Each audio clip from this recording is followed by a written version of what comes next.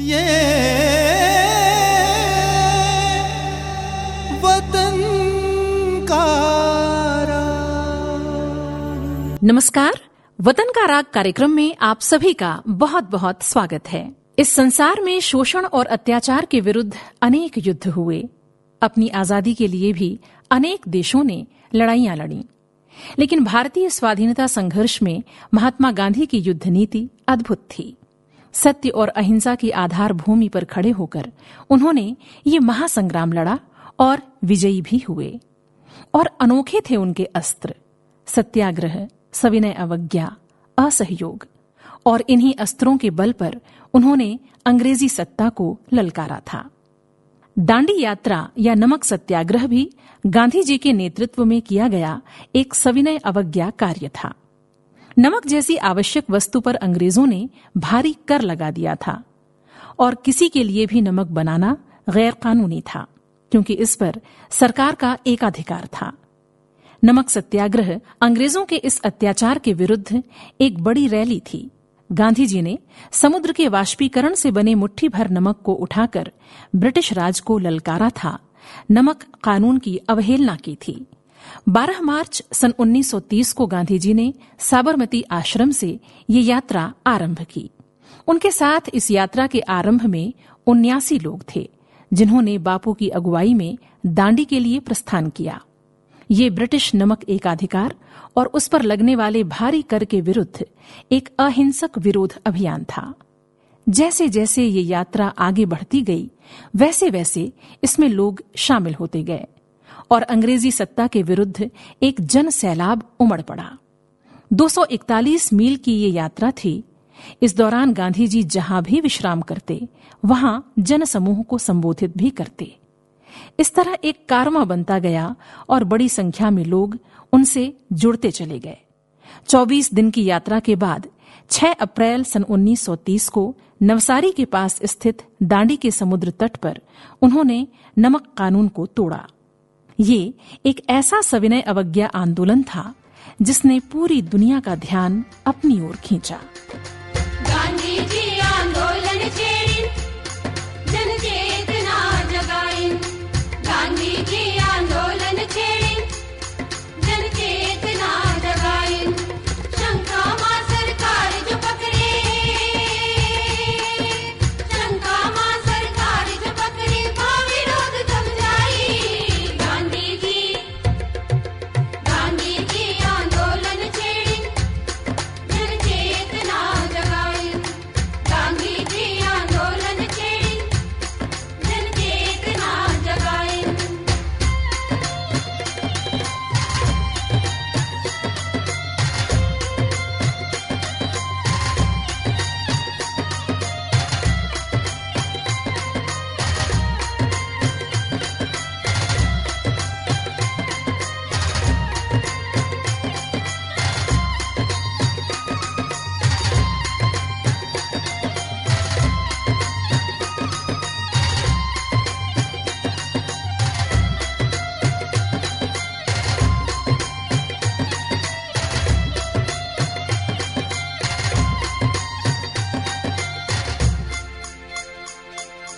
अमृतसर के गलियन गलियन धूम मची तकरार।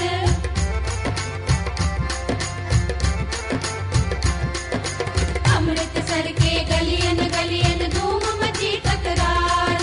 सुलभ उठा पंजाब सकल आंदोलन भूत सवार।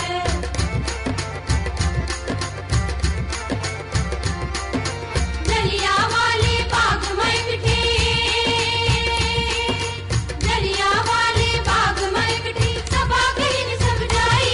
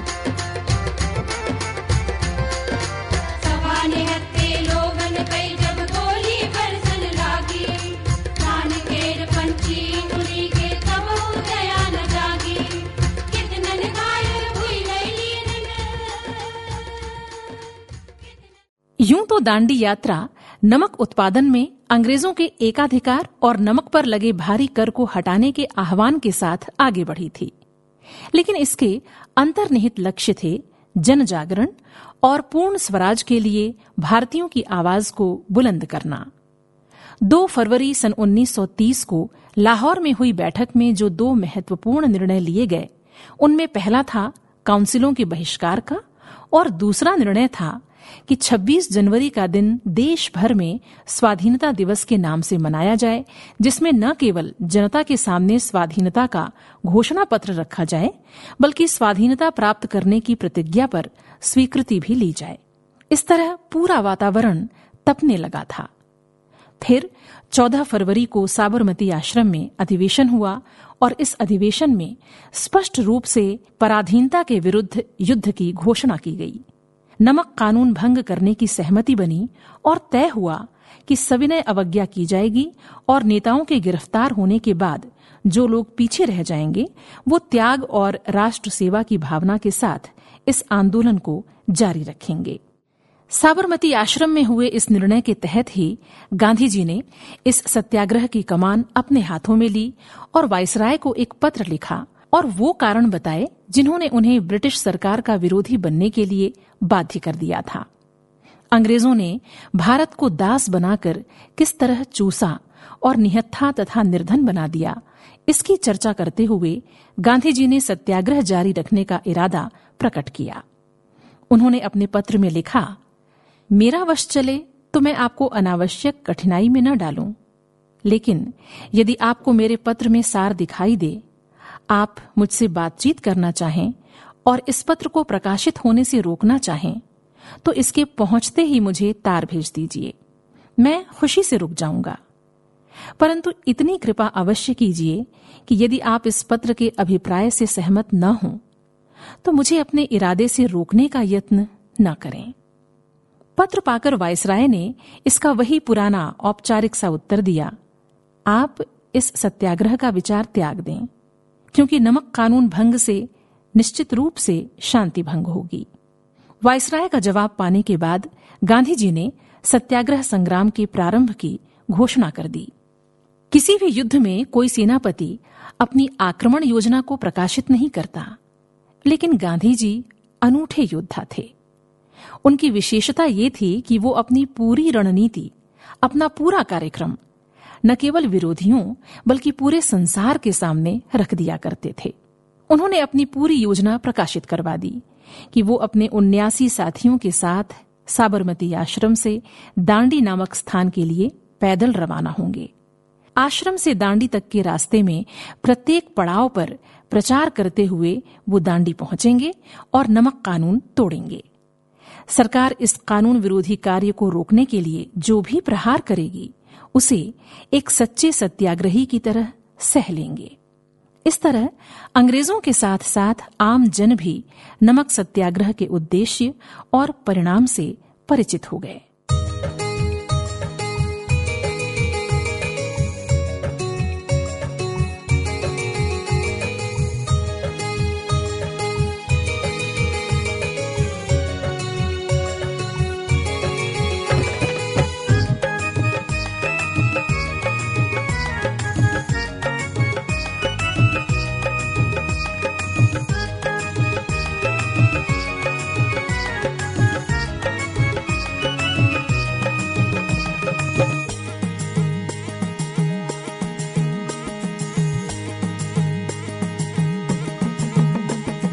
गांधी के आइल जमाना देवर जेल खाना अब गईले हो। गांधी के आइल जमाना देवर जेल खाना अब गईले हो। गांधी के आइल जमाना देवर जेल खाना अब गईले हो। जब से तपे सरकार बहादुर, जब से तपे सरकार बहादुर, भारत मरे बिनु दाना देवर जेल खाना अब गईले हो। भारत मरे बिनु दाना देवर जेल खाना अब गईले हो। गांधी के आइल जमाना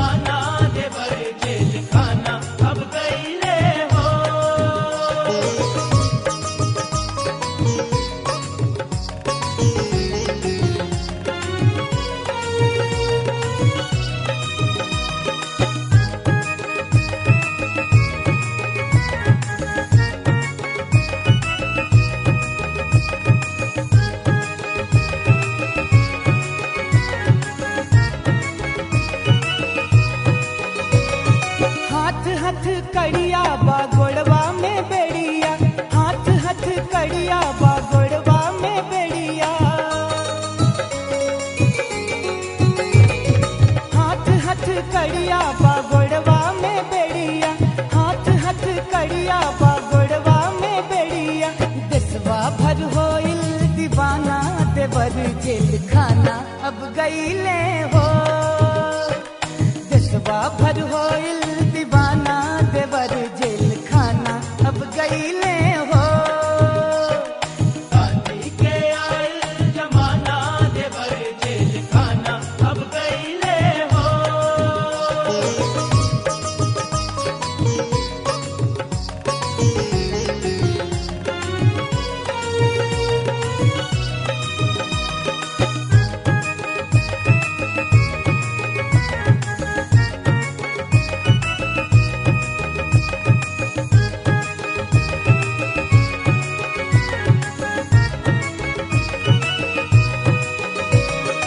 इज्जत राखी ले हूँ भारत के भैया, इज्जत राखी ले हूँ भारत के भैया। इज्जत राखी ले हूँ भारत के भैया, इज्जत राखी ले हूँ भारत के भैया। चरखा चलावहु मस्ताना, देवर जेल खाना अब गईले हो। हाँ, चरखा चलावहु मस्ताना, देवर जेल खाना अब गईले हो। गांधी के आयल जमाना, देवर जेल खाना अब गईले हो।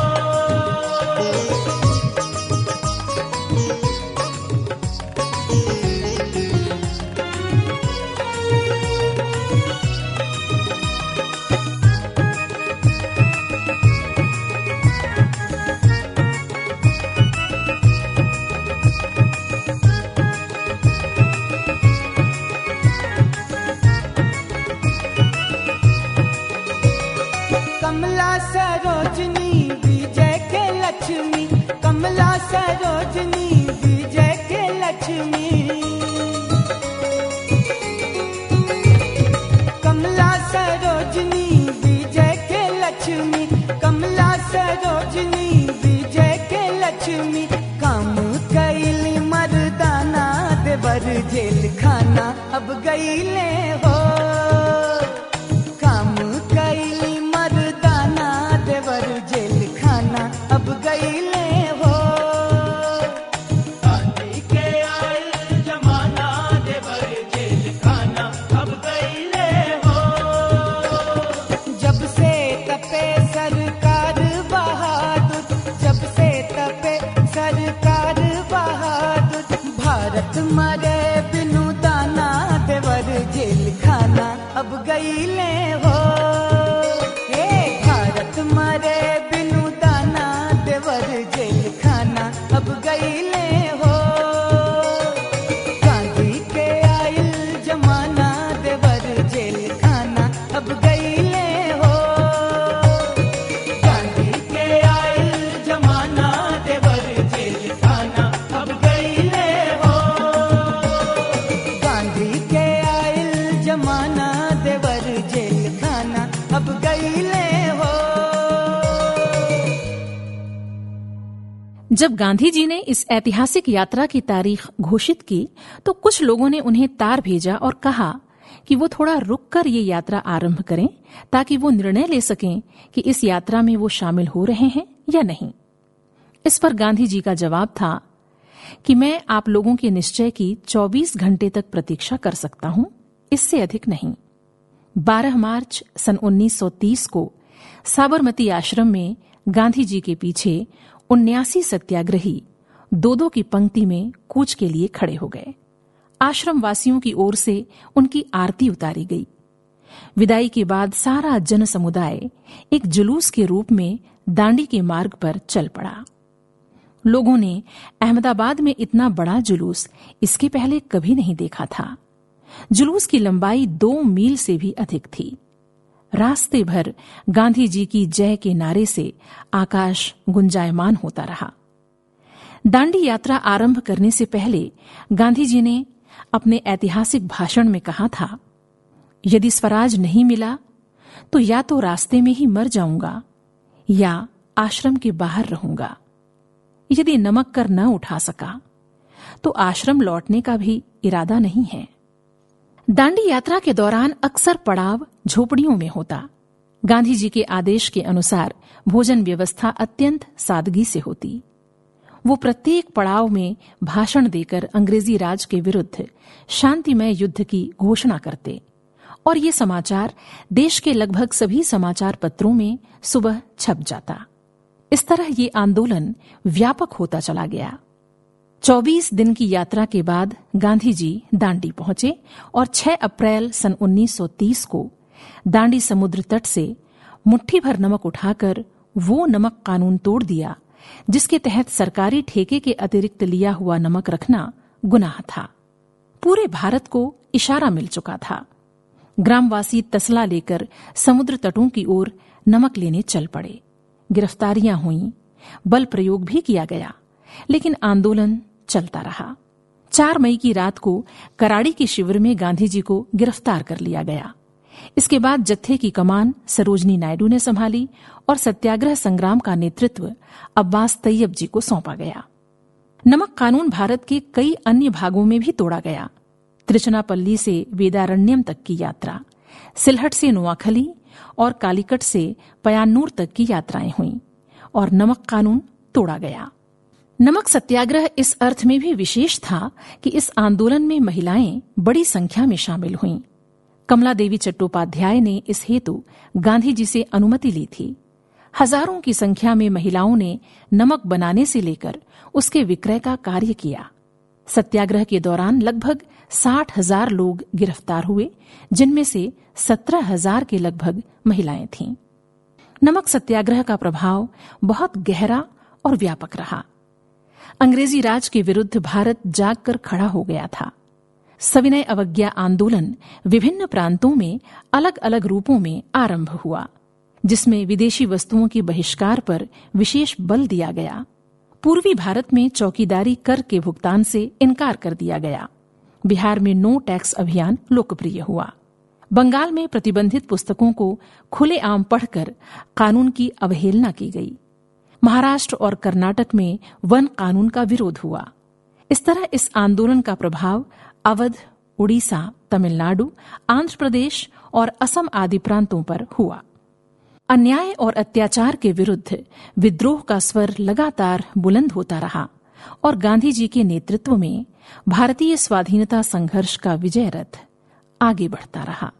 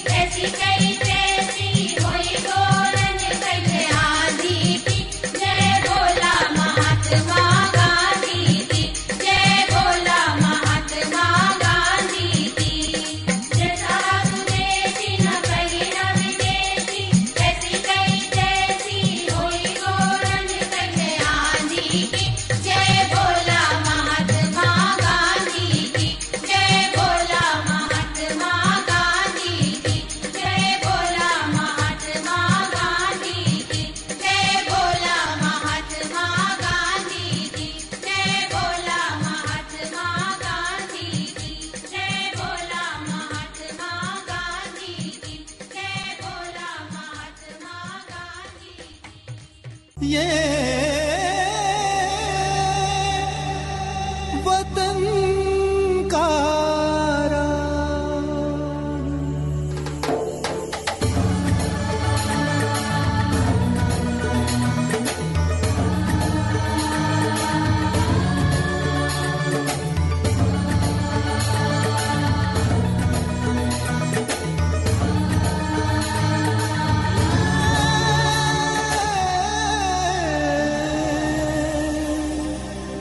वतन